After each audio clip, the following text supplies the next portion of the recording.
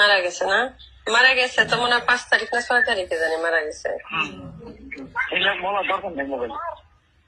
না ফোনে আমি এগুলো কেন বলতে যাবো না, কিন্তু একটা জিনিস কেমন না যে আসলে মার মৃত্যু নিয়ে রাজনীতি করতে হবে, বিষয়টা আসলে খুব খারাপ না বলো? না, এটা দেশের মানুষ অস্থিতিশীল তো হইতাম না, তার নাই তো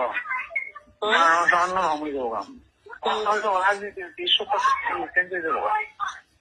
হ্যাঁ সেটা তো ঠিকই, যতই রাজনীতি হোক, কিন্তু একজন মুসলিমের মারা যাওয়ার পর তো তাকে জানাজা দিয়ে দ্রুত দাফন করতে হয়।